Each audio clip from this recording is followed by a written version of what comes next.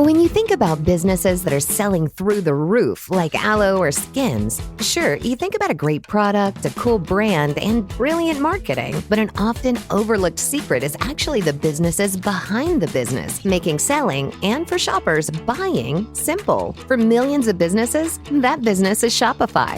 Nobody does selling better than Shopify. With Shop Pay, that boosts conversions up to 50%, meaning way less carts are going abandoned and way more sales happening.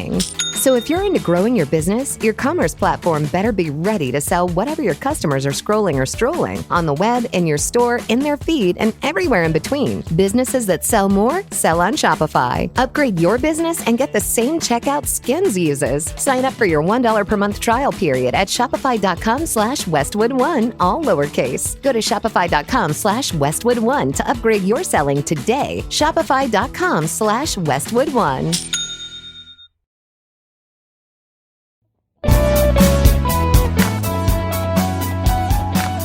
Hey there, listeners. Welcome to Shit That Goes Under Our Heads, the podcast where we normalize conversations around mental health. That's right. I'm Dirty Skittles, and alongside my amazing co-host, Rex, we are here to share stories and tips from our incredible guests. Each episode, we deep dive into struggles and triumphs of mental health, offering practical advice and heartfelt support. Because no one should feel alone in their journey. Join us as we break the stigma and build a community of understanding and compassion. Tune in and let's start talking about the shit that goes on in our heads.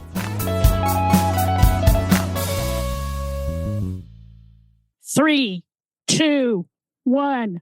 Welcome back to another episode of Shit That Goes On Our Heads. I'm here with my amazing co-host, Dirty Skittles, and today we have an awesome guest, Stefani.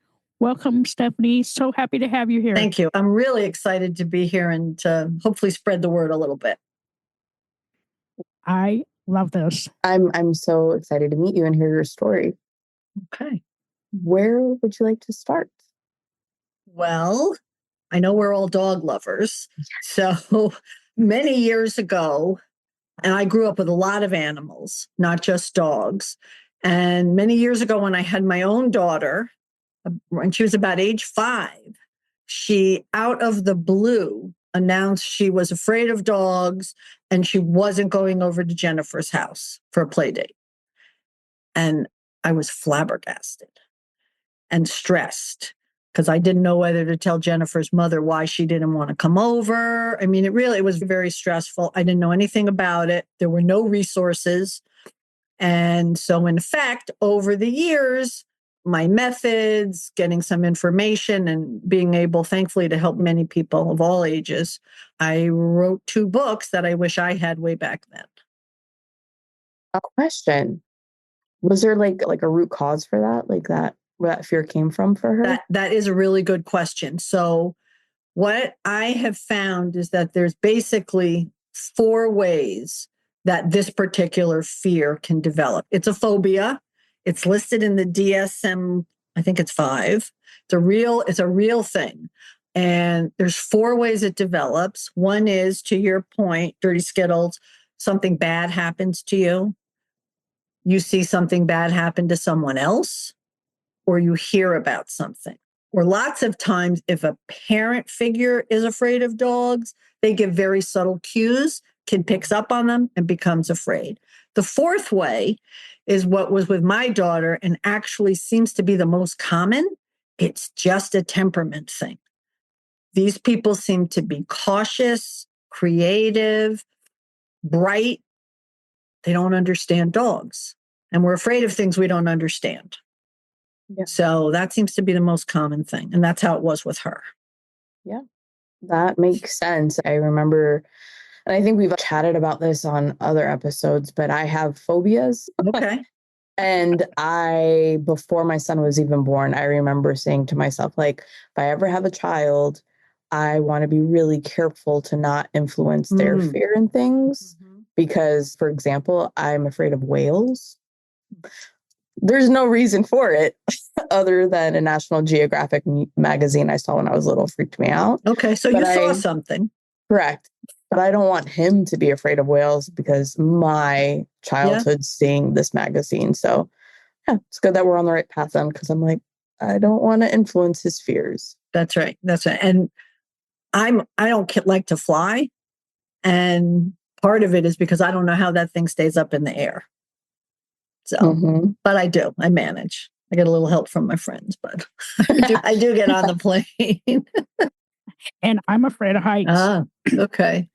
But for two reasons. One, when I was a kid, I fell off a roof by my own doing. Nobody pushed me off.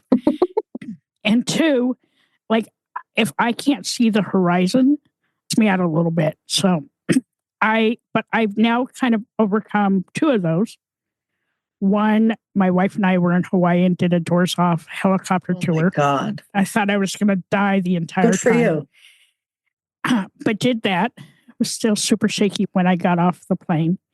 And then here in upstate New York, she had me like climb up really high on a ladder to hand her something. And like I had death grip on that ladder. I was like, I am going to die. And my little tiny hands couldn't quite grip around the legs on the ladder. But I did it. I got back down. Fear. I was like, now I need some help from my friends. So then I promptly went back inside and took a gummy and we were good. Do you think it like helped you for future times you have to be up high? No pun intended. I think so. I think so, but I think will approach it like very cautiously. And that's how I am with dogs. Yep. I'm very cautious when I approach a new animal because I've had those experiences in my lifetime where I've seen somebody get attacked by a dog. I've seen really poorly treated animals and had felt bad for them, but I was also a little standoffish. But just take a couple of deep breaths and just try and get myself calm, because if you're calm around the animal, it also calms the animal. Yes, they very much read your body language, your tension level. And I'm also cautious around dogs. And that's why when I work with people, I try to teach them or help them learn to read dog. So when they see a dog, they know, okay, this dog's tail is up and it's wagging and the ears are alert. And this is a safe dog to interact with. Of course, you always ask the person, as opposed to a dog that's hunched over with the whale eye and the tail in between its legs. That's a dog you want to stay away from. Also, for a lot of the kids I work with, some of the dogs are safe to be with. They're not going to get bit, but these can be very jumpy dogs, and that can feel unpredictable and scary. So also, just as a PSA announcement, most dog bites can be prevented. If you just have to know the warning signs, respect the dog. The majority of dog bites actually happens with boys between ages 5 and 9. Anybody want to guess why? If I had a guess, it's because if I'm using my son, so my son is 7, and we are constantly having to teach him to read the signs. So he'll want to like hug them or get right in their face. And the dogs are not always wanting that attention. And so if they're growling or snipping, I'm like, dude, get away from the dog. You're going to get bit. Yeah. So for no him, means I don't think he quite gets it yet, like how to read those signs. So we're very vigilant on. Yeah, good for you. Good for you. You're preventing something for sure. Yeah. So why is it that they... Exactly that. In general, and this is a stereotype, and I hope you don't get hate mail for it, but in general, boys tend to play rougher and get a little wild and aren't necessarily taking the time to check in. Is this dog okay with this? And so the dog often feels like they have no choice. They've tried all the other stress signals, and so it ends up with a bite. Yeah. Do you primarily work with children being more comfortable with dogs, or is it adults as well? It's mostly children, but I have worked with a number of adults. It's fascinating because the adults in general, the common theme is that they feel the dog is over interested in them. Is the dog noticing me? Is the dog this? And most dogs, and I try to help people be boring around dogs. If you're boring, most dogs are going to find someone else to interact with. But the adults that come to me, many feel desperate and are really motivated. So I'm in New York. I'm 3 hours from Philly, and I'm currently working with a woman who is driving from Philadelphia to face her fear. She's turning 50, and this is on her bucket list. Oh, good for her. Yeah. And almost every adult says to me, I wish my parents had taken this seriously years ago and helped me. Yeah. Yeah. I mean, I would, right? If we had one incident where we were on a family vacation in California and we had pulled over somewhere and we were eating lunch, and it was a very dog friendly outdoor environment, and the owner's dog got into it with a visitor's dog, and my son saw it. He was younger at this point, and when he saw it, of course, fear, and then he was really sad because he didn't know if the dog got hurt. And I remember in that moment thinking to myself, like, shit, I couldn't control that happening. And I don't want him to be afraid of that. And I didn't really want him to see two dogs fighting, but he did. And the way we approached it was to just talk through it. And yeah, sometimes we're not going to get along, and let's go make sure everybody's okay. And on our way out, he looked at the little dog, and the dog was totally fine. And he just wanted to pet the dog. And I'm so sorry that happened. He was very gentle and tender or whatever. But I'm like, oh, thank God, like that, nothing crazy happened, but it was So scary. You bring up something really important, which is lots of times there's a protective layer from this fear if you've had a lot of positive experiences leading up to a negative one, which sounds like maybe that was how it was for your son, and also your attitude and helping him. So like my sister, we grew up with a ton of animals, and my sister, I just want to give her a shout out. She's the one who really encouraged me to do the book and do this work. And she helped me with her dog, helped my daughter, Becky, get over her fear. So where was I going with but when she was a little girl, and this was my mother's fault for negligent parenting, which, hello, now I'm a social worker. My sister pulled the dog's tail while the dog was eating. And she got bit. And that was totally the human's fault, my mother's fault. But it didn't faze her because she'd had all these other wonderful experiences with animals. That's good. That's really good.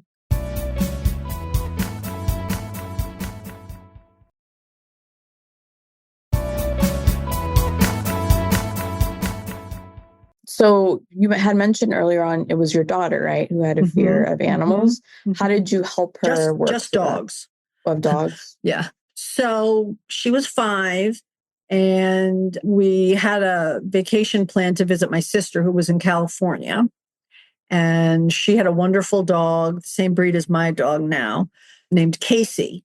And he was well behaved, and intuitively, we kind of gave Becky control. We said, ask Casey to sit, because when we're afraid, it feels out of control. So if she has a plan and can feel more in control, and then little by little, she got closer and closer to the dog and more interactions. And after that, we slowly introduced her to other dogs. My mother had a dog, and it definitely went away. Yeah. I think that's, you hit it for me, because the things that I'm afraid of are usually because I'm not in control of them. Like I relate to you on the fear of flying, although not so much that I don't know why it's in the air. It's just that I can't control it. So if something bad happens when I'm in the air, what am I going to do? Yeah, exactly. But even with that, I think my husband and I both share that fear. And my husband's afraid of heights like you, G-Rex. So we still try to make the best effort to not have our son see that fear from us, because we don't want him to then be afraid to fly or good for you. Yeah, climb. But it is totally about control for me. I have zero control, and it freaks me out. Yeah. I have to say though, I still have a very rational fear of dogs, and I found it more as I've gotten older, because like for me, when I meet like a very anxious dog, right? Like an ankle humper. Is that a Chihuahua? I don't know. Just call it out by name. Okay, Chihuahua, ankle humper, half rat, half piranha, whatever you want to call them. Okay, but like they scare me, right? Because number one, I'm very allergic to cats and dogs. Okay. So number one, I don't want to get scratched or anything because that's a whole series of having to take a bunch of Benadryl just to feel better. And Dirty Skittles knows all about Benadryl. But it's also because I sometimes don't know how to control the situation. So a lot of times what I'll do is just remove myself from the situation. If we're at a friend's house or whatever, I will physically like walk out of the room because I can feel my chest tightening and I'm like trembling, right? And I don't like having that feeling. And I don't know if it's because of my age or because of like a past experience I've had, but I know and to some people it's very irrational, but for me, I like rationalized. And I'm like, deuces, I'm out because I like to feel in control of what's going on in my body. And like you guys with flying, that is for me, it's like when I lose control of the situation, that's when I get scared. Yeah. I have to say though, G-Rex, I mean, I think your fear is based in reality because you could get physically pretty sick if something happens. And I would just try to suggest to help you have a plan. If you know you're going somewhere and there's an ankle humper, wear high boots or shake your leg to get it off. I mean, part of the problem here is that the humans don't always help. You know, the owners, I don't know if we can say owners anymore, that, oh, but my dog is so cute. Don't worry, yada. That's just disrespectful. Get your dog off my leg. Yeah, exactly. We have two dogs that are pretty high energy, I would say. One more so than the other. But it's something that I always try to be mindful of if we're having company over, even if they've been to our house 100 times, right? Like, I don't want our dogs jumping all over them. And I haven't been able to train them properly to not do that. That's okay. So we will take measures to make sure that they're not jumping all over. But that's fantastic. I do the same thing. I have a very sweet dog. She's high energy. She will get very excited if you walk into my house. I have a big note on my door. Do not ring the bell or knock on the door. But what I do now, and I wish I had thought of this before my first book, it's in the second book. If you meet a dog outside their home on a leash, the dog is much less excitable when you go back in the house. Also, for the kids I work with or the people I work with, it gives them a couple of minutes to turn their fight or flight off or down. Yeah, that's a good idea. Just kind of, I don't know, it's worked very well. Yeah. Yeah, I'm going to have to try that. That's actually a really good idea because I think that is, as soon as the door's opening and somebody's coming inside, they're like, oh, they're freaking out. They're ready to. Yeah. And when I can't do that, I hold her with a leash and I have her in a sit giving her treats while the people walk in.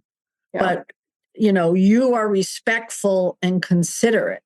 And a lot of people are not, which increases the fear. And the thing is, you're afraid of whales. You're afraid of heights. You can live your life not seeing a whale or climbing a ladder. You cannot live your life. There you go. You can't live your life if you want to leave your home. Right. Yeah. That's true. Like I can avoid certain fears, but other ones, I think we do need to be more respectful of people and understanding their fear. And because not everybody, I was thinking of, I had a family member who at the time had a pit bull and I love dogs, but I think what happened was the dogs got out of the house. There was an incident and everybody was running after the dogs to try to get them back.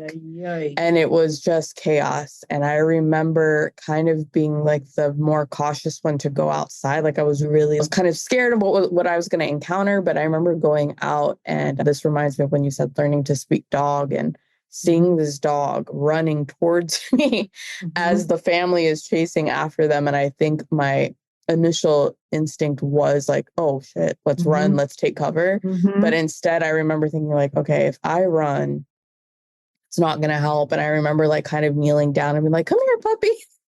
And like my body inside is freaking out, but I'm like, come here, puppy. And sure enough, we got him. And I'm like, holy shit, thank God that went okay. Because this is giant pit bull just running at me. I'm like, but instinctively, I guess you really knew what to do. And you also, you also understand dogs. So the other thing and we practice this with the people that we work with, if you never, ever run, because dogs are hardwired to chase things that move. Yeah.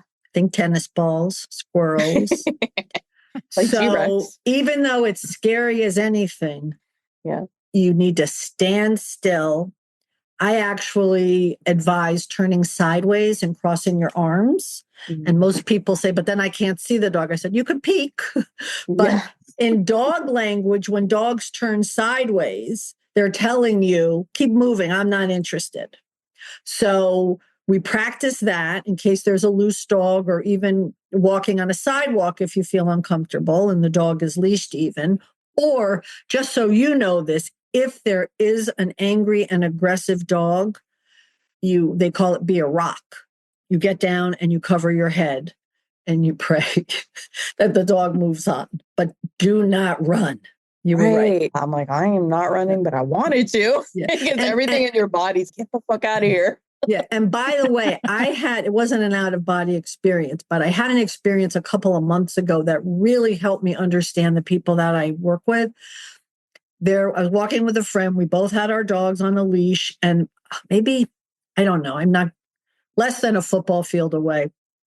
There was a loose dog, and it was like a German Shepherd dog, which I don't really have a problem with those dogs, but something triggers me, police dog. And I could feel my body panic.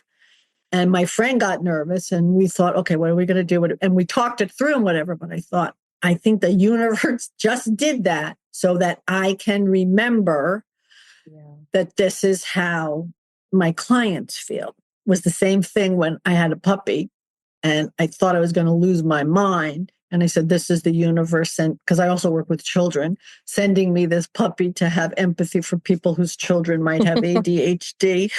I know what that's like.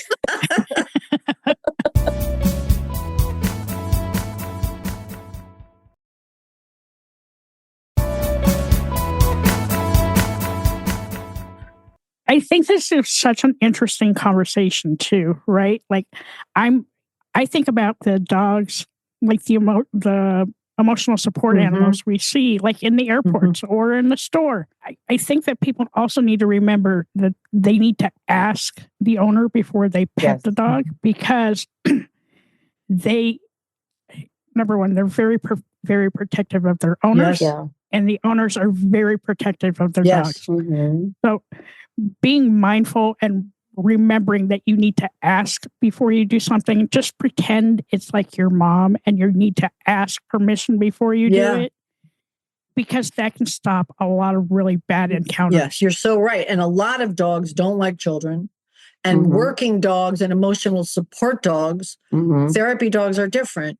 They're not meant to be pet by someone else. We were literally just having this conversation when the last time we traveled in the airport, we saw a service animal and then the police dogs. And my he loves dogs. Like he loves dogs. And he was like, oh, it's a puppy. And we were having this conversation with him. Those are working dogs.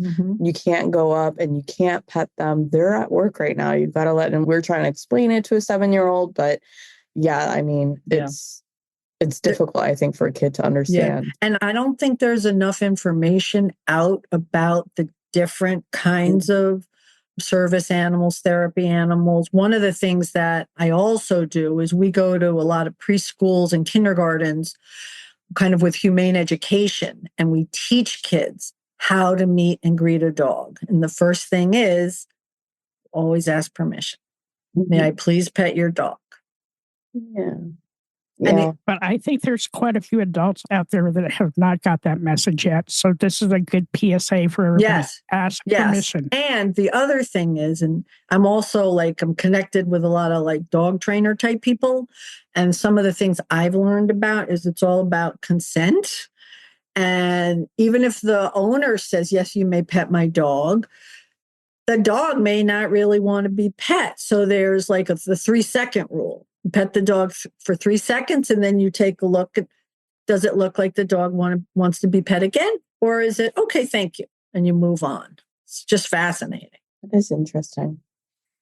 Well, I love this. I mean, it's definitely giving us something to think about. I think me specifically as a parent, because I know how much he loves animals and trying to make sure we're guiding him properly to have respect. I think that's where I go with communicating with him, is we have to respect the animals. So they're not always going to be cute and cuddly. And we've even expanded that conversation on other creatures of the world, if we want to call it that, being in Georgia. Because we also love snakes. And we're not every snake is a fun snake. So, I mean, it's just respect that animals are animals first. And then let's figure out which ones are safe to interact with and not. So, yeah. And you can easily, not translate, but easily apply the same principle to people. Fair. Yeah. Can I talk to that person? I don't know. Let me visualize the situation. Do they look okay? Do they look sketchy? Yeah. You're but it's funny, but not funny. Animals are a lot easier to read than people You're are. so right. You're so right. Yeah. You right away, if a dog or a cat or a bear or a snake is okay to pet, because they're usually growling at you, right? But people internalize that, so you don't really know if it's okay to approach them. But I wish that people were a lot more like animals. In many ways. Yeah. So many ways. Honestly. They're a lot simpler. You're right. Yeah. And dogs in particular, they're honest. You see what you get, or however that says. You get what. Yeah, because they're not lying. They're not hiding emotions. Right. So that's interesting. I never thought about that, G-Rex. But yeah, it would be nice to know which humans we can approach and not, and who will bite us and who will not. Have you ever seen a narcissistic dog or a misogynistic dog? No, never. No. Scared. Yes. I've seen a little bit in cats, but never in a dog. Cats is a whole different subject. You've got a lot of them. I feel like cats are the assholes of the pet world. Yeah. They can be, but they can also be super lovable. But, you approach them the same way as you would a dog, right? You just need to learn how to read the animal. Read what's kind of going on in them. If it's a cat, if their tail is going like a rattlesnake, they don't want to be approached, okay? You've now overstimulated them. Right. But somebody has to teach you that. Yeah, I didn't know that. Honestly, me neither. I was like, I just learned. They must really like me. Maybe have a book in you. Yeah. Yeah, because we talked a lot about dogs, but cats, you can read cats too. Okay, yes, 99% of the time they can be an asshole, okay? But they can also be really good, lap animals. But same with dogs, don't pet them until they get overstimulated, because that's when they bite. But if you're ever around a cat and you see their tail swishing really fast, just walk away. Move your hands, because their reflexes and their teeth are sharp as hell. Good to know. Good to know. I had a roommate in upstate New York who had a cat, and this cat would terrorize the shit out of me. I would sit down and the cat would just have it out for me. He would be staring at me from rooms away, G-Rex, and he would come and just dart at me, and I'd freak out, and he thought it was funny. I'm convinced he did it just to fuck with me. It's that fucking cat. Yeah. All right, so I have some random questions for you. Sure. These are the questions I've started asking. Maybe I need to switch these up, G-Rex. We'll figure it out maybe next season. But if you can go back in time to a younger version of yourself and give that younger version of yourself a bit of advice, what would you tell yourself, and how old are you when you go back in time?